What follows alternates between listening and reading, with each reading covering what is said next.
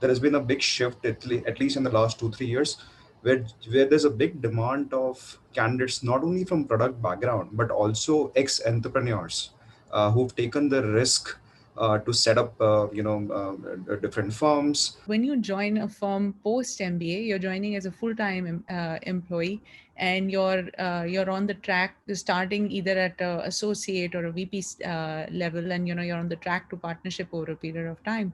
So therefore, naturally, the intensity with which or the lens with which your resume would be evaluated post MBA would be far greater and far more, I would say, thorough versus what it would be at a pre-MBA stage. Sometimes you will pick from a certain sector because the need is really to get a sector specialist in your organization because of the focus that the organization has on a particular sector. Basic financial modeling.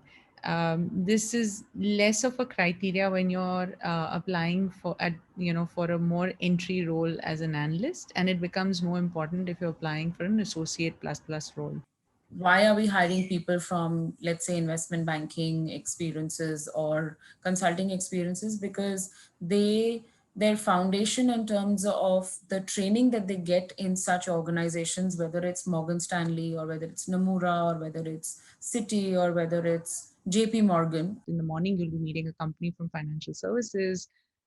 In the afternoon, you might be meeting a SaaS company, and by evening, you might be dialing down by meeting a founder in the consumer space.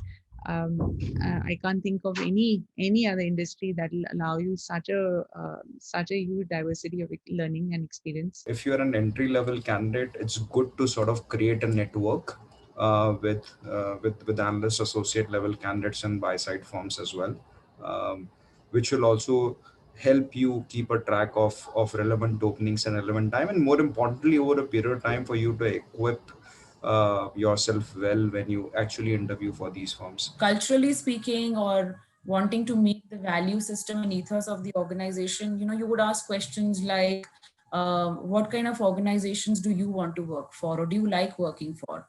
Have you had a good or bad career stint wherein you were a good culture fit or a bad culture fit? What kind of boss do you like to work for? And you can sort of be in touch with which firm is recruiting and which one is not, is one through search firms, because they most of the private equity venture capital funds will run a process with a search partner. It's very rare that they would go out recruiting in their own.